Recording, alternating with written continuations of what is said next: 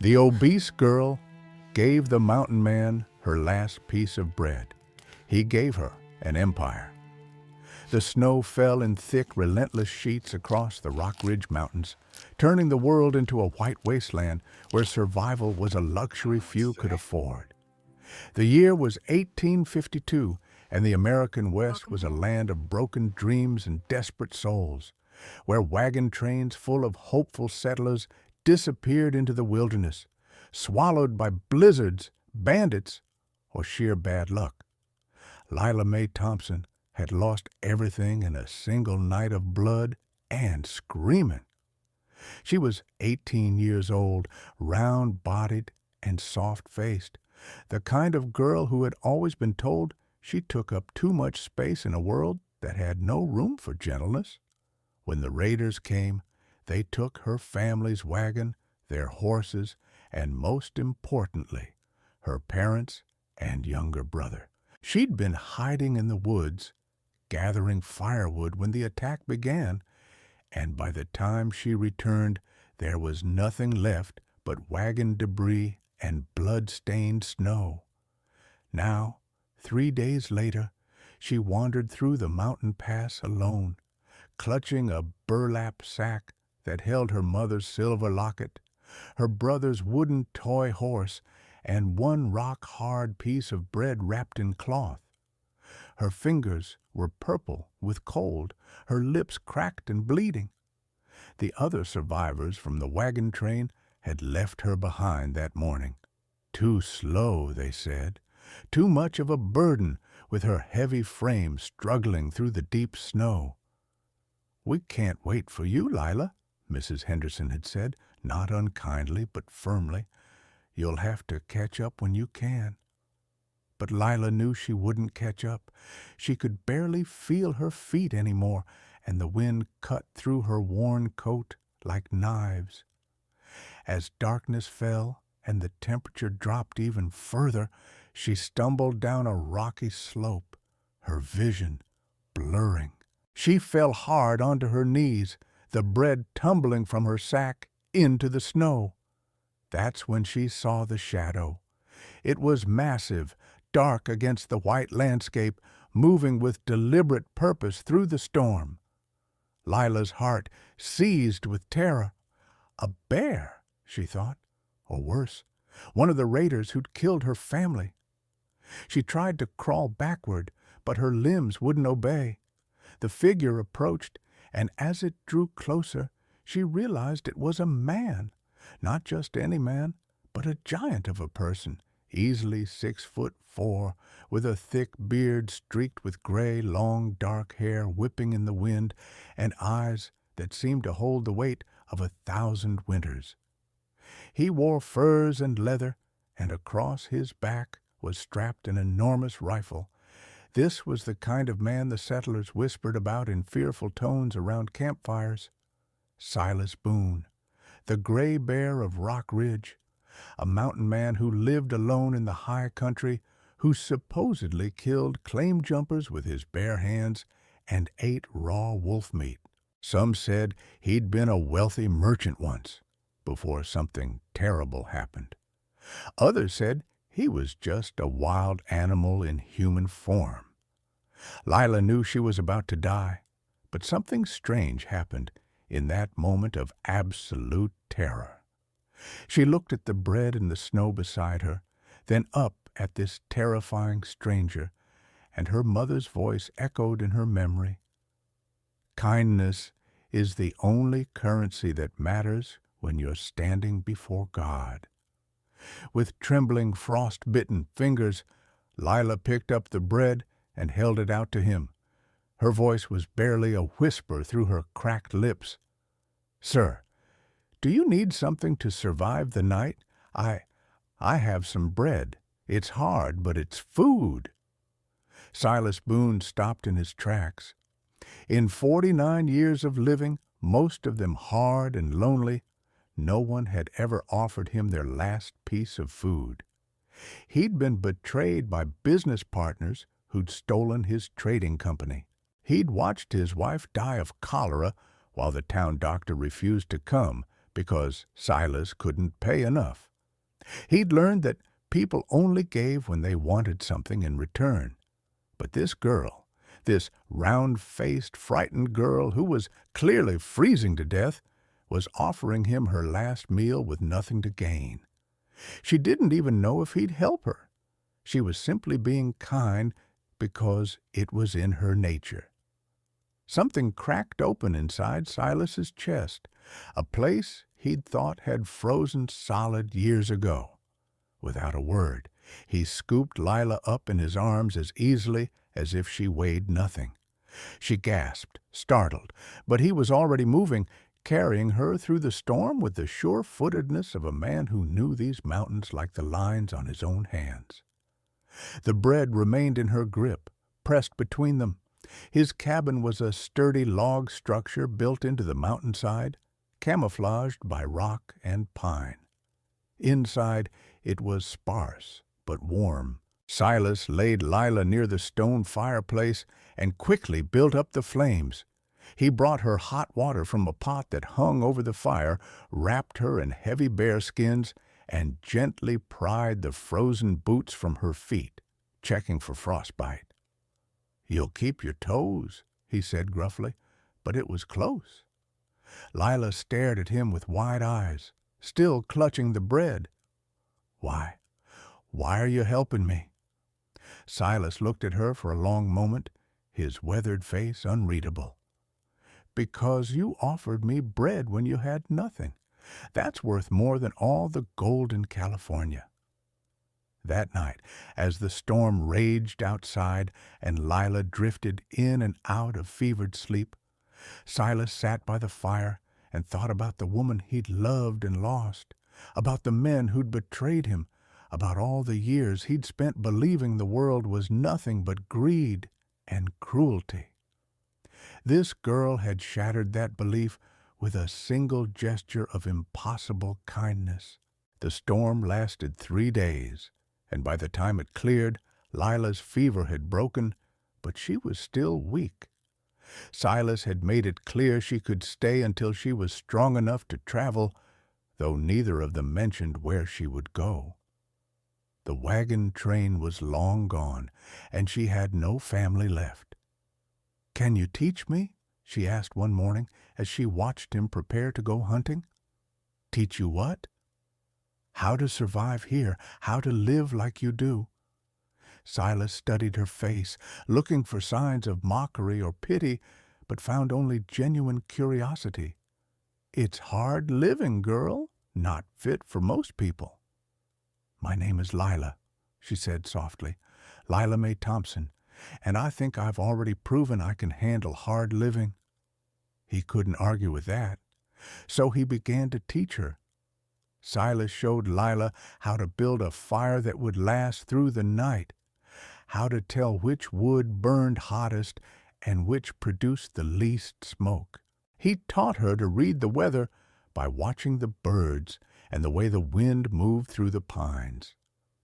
She learned to filter spring water through layers of sand and charcoal, to identify animal tracks in the snow, to move quietly through the forest. Some lessons were harder than others. The first time she had to help dress a deer Silas had killed, she vomited in the snow. But she came back and finished the job, her round face set with determination. "Why do people call you the Gray Bear?" she asked one evening as they ate stew by the fire. Silas was quiet for so long she thought he wouldn't answer. Finally, he spoke. "Because they're afraid of me. Fear's easier than understanding." He paused, stirring his stew. "I was a different man once. Had a trading company in St. Louis, a beautiful wife named Margaret, a future that looked bright. Then my partners forged documents, stole everything, and left me with nothing but debts. Margaret got sick during the worst of it, the cholera epidemic of '49. The doctor wouldn't come without payment up front. By the time I got the money together," he stopped, his jaw tight. "She died alone while I was begging for help."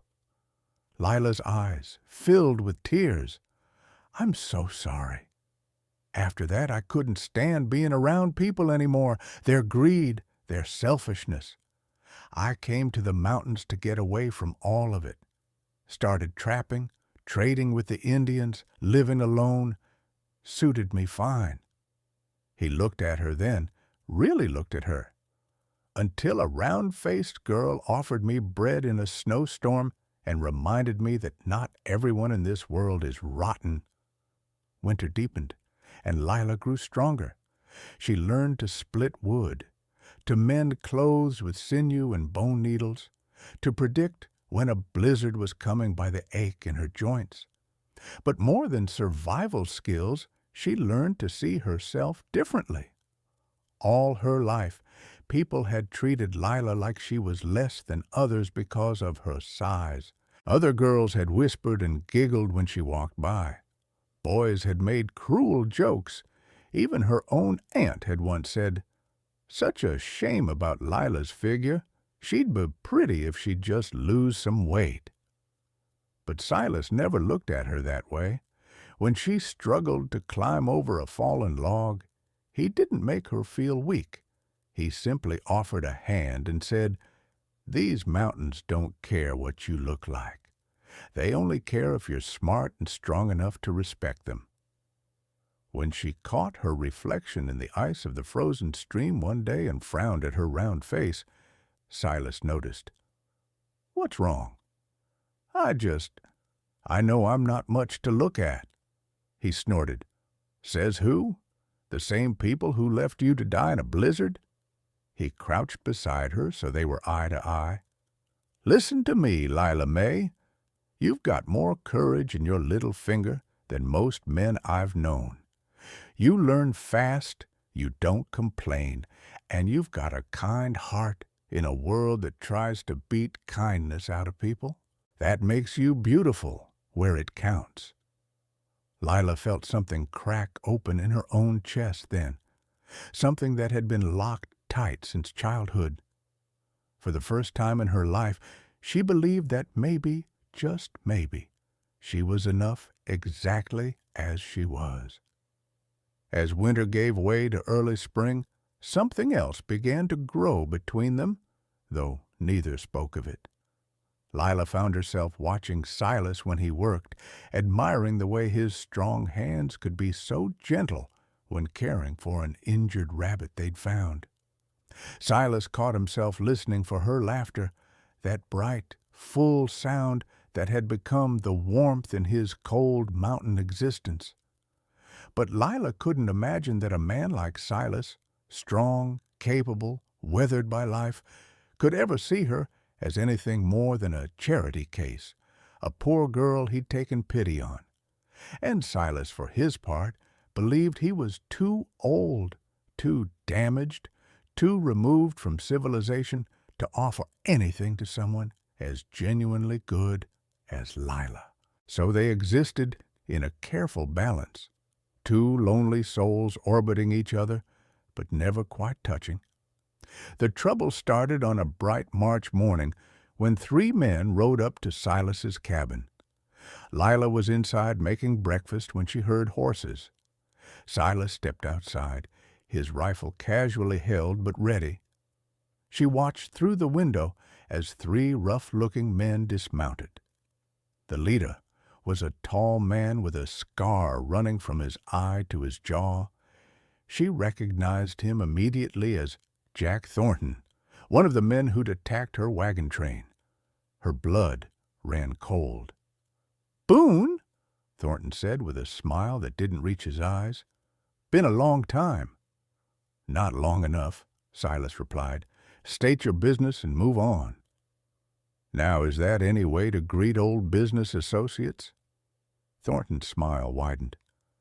"We heard you might be sitting on something valuable up here, a certain gold deposit you found back before you went crazy and became a hermit. That claim's abandoned, played out years ago. Funny thing, Boone, we have it on good authority that you were lying about that you've been sitting on a small fortune, hoarding it like a dragon with his treasure." Silas's voice went deadly quiet.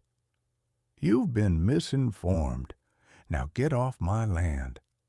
That's when one of the other men spotted Lila through the window. "Well, well, who's the fat girl, Boone? Didn't take you for the type to keep company." Lila saw Silas's entire body go rigid with rage. She opened the door and stepped out, her heart pounding. "I know you," she said to Thornton, her voice shaking but clear. "You're one of the men who attacked our wagon train. You murdered my family." Thornton's eyes narrowed, studying her. Then recognition dawned, followed by something like concern. "Well, this is unfortunate. See, we can't have witnesses walking around, can we?" Silas moved with terrifying speed, his rifle up and aimed at Thornton's head. "You threaten her, you die. Right here, right now." "Easy, Boone." Thornton raised his hands, but he was still smiling. "We're not here for violence. We just want what's ours. That gold mine you're hiding. Give us the location. We'll leave the girl alone, and everyone lives happy." "There is no gold mine." "Then I guess we'll have to tear this mountain apart looking for it. And if the girl here happens to have an accident while we're searching—" Thornton shrugged. "Well, accidents happen in the wilderness all the time." "Leave," Silas said. "Final warning." The men left, but Thornton called back. "We'll be seeing you soon, Boone. Real soon." After they rode away, Silas turned to Lila, his face pale beneath his beard. "Pack your things. I'm taking you to Fort Laramie. You'll be safe there." "No." "Lila, these men are dangerous. You heard him. He knows you can identify him as a murderer. He won't stop until—" "I said no." Lila stepped closer to him, looking up into his storm-gray eyes. "I'm not leaving you. If they come back, they'll kill you to get to that gold, whether I'm here or not." "Better me than you." "No!" The word came out fiercer than she'd intended. "Don't you understand? I've already lost everyone I loved. My parents, my brother, even the people from the wagon train who couldn't be bothered to wait for me. You're the only person in this world who's ever made me feel like I matter. I won't lose you, too." Silas stared at her, something shifting in his expression. "Lila, please," she whispered, "let me stay. Let me fight alongside you. You taught me to survive. Now let me help you." He was quiet for a long moment, then nodded slowly. "All right, but we do this my way." Over the next week, Silas prepared for war. He showed Lila how to load and fire his spare rifle, how to barricade the cabin, how to use the mountain itself as a weapon. They set traps along the approaches to the cabin, dug rifle pits in strategic locations, and stockpiled ammunition and food. But one evening, as they worked by firelight, Lila asked the question that had been bothering her. "Silas, is there really a gold mine?" He stopped what he was doing and looked at her. Then, to her surprise, he nodded. "Yes, but you told them—" "I lied." He set down the knife he'd been sharpening. "After Margaret died, after everything fell apart in St. Louis, I came west with nothing. I worked as a trapper, a guide, whatever would keep me alive. One day I was tracking an elk through a valley I'd never explored before, and I found it. A seam of gold in the rock, running deep, enough to make a man rich 10 times over. Why didn't you mine it? Because I'd learned my lesson about money. It destroys people, makes them greedy, violent, willing to betray anyone for more. I wanted nothing to do with it anymore, so I left it there, told no one, and tried to forget about it." His jaw clenched. "But somehow, word got out. Maybe I mentioned it to the wrong person when I was drunk in town one winter. Maybe someone followed me years ago. Doesn't matter now." Lila processed this information slowly. "What will you do if they come back?" You can't fight the whole town." "I won't have to. Thornton and his men are operating outside the law. They can't bring a big group without attracting attention from the marshal. But a few men sneaking into the mountains to rob and murder? That they can do. So we wait for them to come." "We wait," Silas confirmed, "and when they do, we'll be ready." But waiting was harder than fighting. Every sound in the night made them jump. Every shadow could be a threat. The stress wore on them both, but it also drew them closer.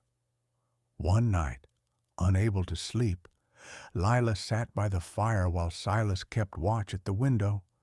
She found herself speaking into the darkness.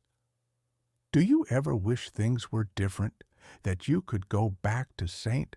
Louis, get your company back, live a normal life?" Silas was quiet for a moment. "I used to. For years I dreamed about revenge, about making those men pay for what they did. But then I realized something. If I went back, if I got everything I'd lost, I wouldn't be the man I am now. I wouldn't have come to these mountains. I wouldn't have been on that trail the night of the storm." He turned from the window to look at her, his eyes reflecting the firelight. "I wouldn't have met you." Lila's breath caught. "Silas." "That piece of bread you gave me," he continued, his voice rough with emotion. "It was the kindest thing anyone's ever done for me. You were dying, Lila. You had nothing, and you still thought about someone else first. That changed everything, made me remember what it felt like to believe in goodness." "I'm not that special," Lila whispered. "I'm just a girl who—" "You're extraordinary." Silas crossed the room and knelt beside her chair, taking her hands in his large, calloused ones. "You're brave and kind and strong in ways that have nothing to do with muscle. You make me want to be better than the broken, bitter man I was becoming. And I—" He hesitated, then pushed forward. "I love you, Lila Mae Thompson. I know I'm too old, too damaged, too rough around the edges. But I love you anyway." Tears streamed down Lila's round cheeks. "You think you're too old and damaged? I'm a fat girl who everyone's always said was worthless, who got left behind to die because I was too slow, too much of a burden. Why would you love someone like me?"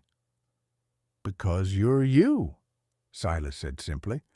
"Because you have the biggest heart of anyone I've ever known. Because you're beautiful in every way that matters." He cupped her face gently. "And anyone who can't see that is a damn fool." Lila laughed through her tears and kissed him, a gentle, tentative kiss that tasted of salt and hope. Silas kissed her back, and for a moment the threat hanging over them didn't matter. Nothing mattered except this. When they finally pulled apart, Lila rested her forehead against his. "I love you too. I think I have for a while, but I was afraid to hope you could feel the same." "Then we're both fools," Silas said with a rare smile. "But we're fools together." Thornton and his men came 4 days later, in the dark hour before dawn, when humans are at their weakest. But Silas had been expecting them. The first man to trigger a trap, a snare that yanked him screaming into the air, woke Silas and Lila immediately. They took their positions as gunfire erupted outside. 6 men, Silas estimated, peering through a gap in the barricaded window. Thornton brought reinforcements. The siege lasted hours. Thornton's men tried to burn them out, but Silas had built the cabin with stone foundations and a dirt roof specifically to prevent that. They tried to shoot through the walls, but the logs were thick and the rifle ports were strategically placed. Every time one of Thornton's men got too close, Silas would fire, driving them back. Lila loaded rifles with shaking hands, passed ammunition, kept water ready.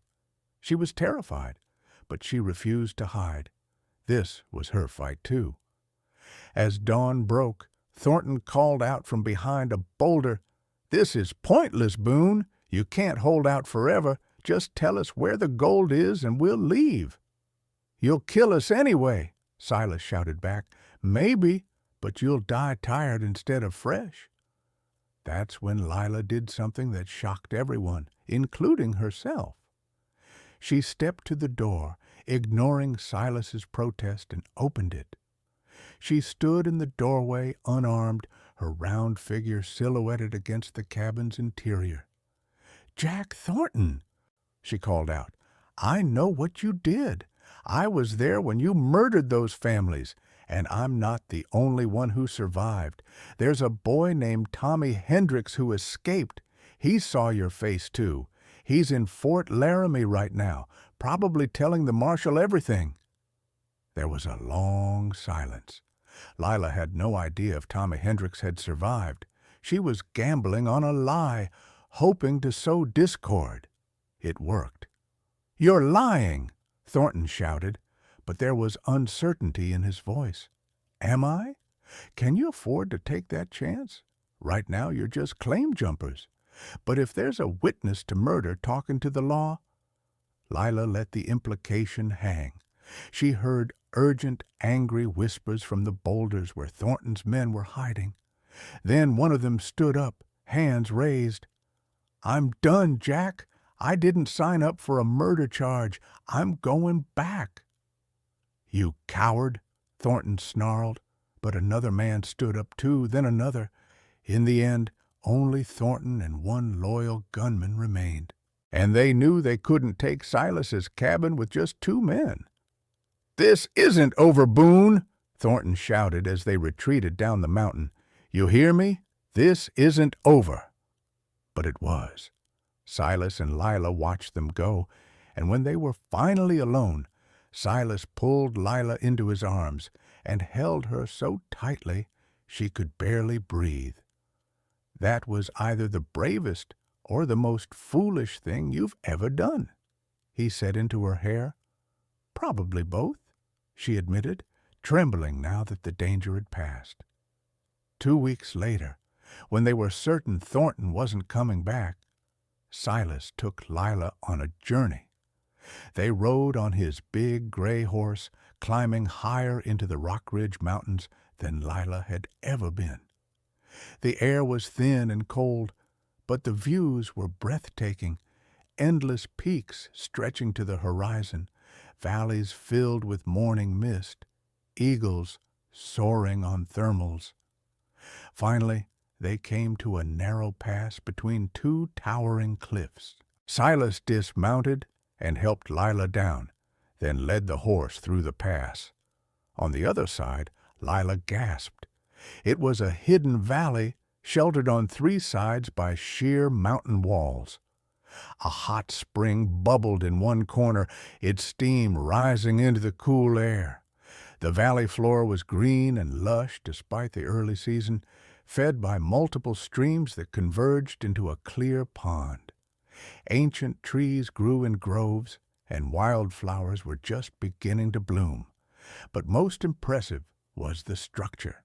An old log house, larger than the cabin they'd been living in, stood near the hot spring. It was weathered but solid, built with obvious care and skill. Beyond it were the remains of other buildings, a barn, a smokehouse, what might have been a bunkhouse.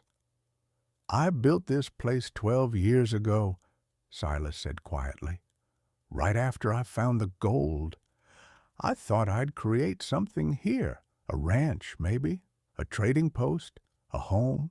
I worked on it for 2 years, hauling logs, digging the foundation, dreaming of what it could be. What happened? I realized I was building it alone, that I'd probably die alone out here, and all this work would be for nothing. So I left it, sealed it up, and walked away." He turned to her, his gray eyes intense. but now I'm thinking it doesn't have to be alone anymore." He led her to the largest building and unlocked the heavy door with an old iron key. Inside, despite years of disuse, the structure was sound. There was a huge stone fireplace, hand-carved beams, windows that let in the morning light. Furniture sat under dust covers. It smelled of wood and dust and possibility. Silas placed the iron key in Lila's hand, closing her fingers around it. "That piece of bread you shared with me was worth more than all the gold in these mountains," he said. "It reminded me what it means to be human, to have hope, to believe in goodness. You gave me that when I had nothing left to give in return, so now I'm giving you this." He gestured to encompass the entire valley. 300 acres of the most beautiful land in the Rockies. A hot spring that never freezes. Water that runs pure from the mountains. Timber and game and more space than you'll ever need. And yes, a gold seam that could make you wealthy if you choose to use it. All of it, Lila. I'm giving all of it to you. Your empire, if you want it. Lila stared at him, tears streaming down her face. "Silas, I can't. This is too much." "It's not enough," he said fiercely. "You deserve everything, Lila May.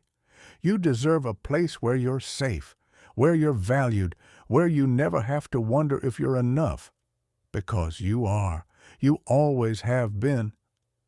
"But what about you?" she whispered. Silas smiled, a rare, genuine smile that transformed his weathered face. "I'm hoping you'll let me stay, not as the owner, but as your partner. Your husband, if you'll have me.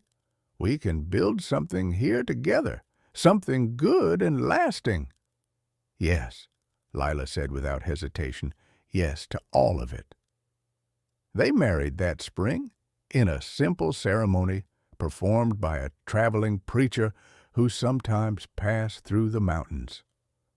There were no guests except the birds and the wind, but it was perfect.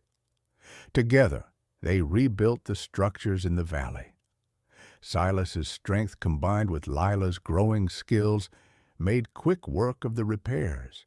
They planted gardens, fixed fences, and made the big house into a real home. But more than that, they made it a sanctuary. Word spread slowly through the mountains about the valley where Silas Boone and his round-faced wife would take in anyone who needed help.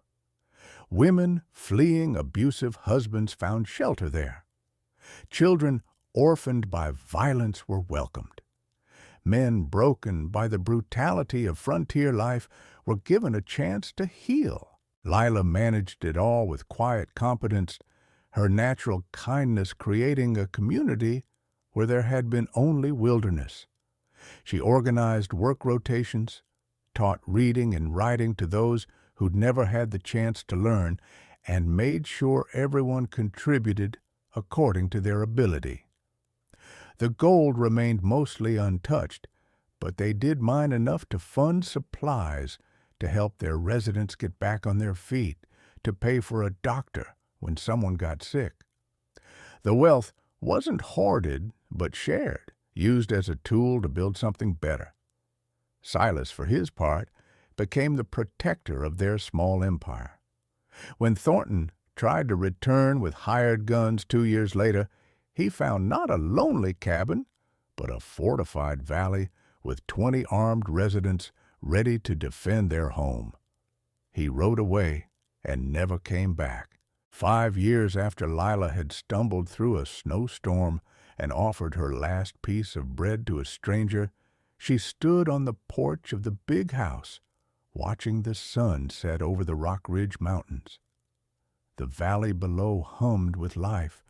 Children playing near the pond, smoke rising from cook fires, the sound of someone playing a fiddle. Her hand rested on her swollen belly. She was 6 months pregnant with her second child. Their daughter Margaret, named for Silas's first wife, with her blessing from beyond, was 4 years old and currently helping her father repair a fence near the barn. Silas looked up and saw Lila watching them.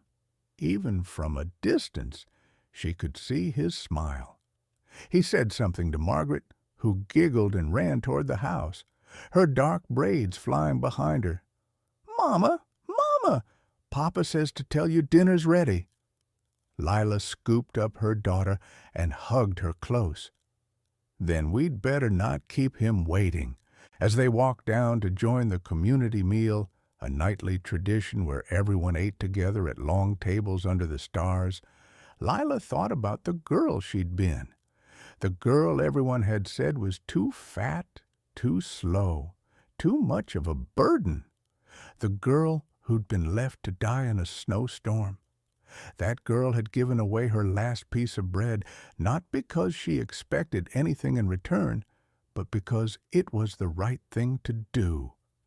And in return, she'd received something far more valuable than gold.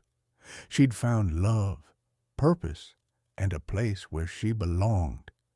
She'd built an empire not of wealth, but of compassion.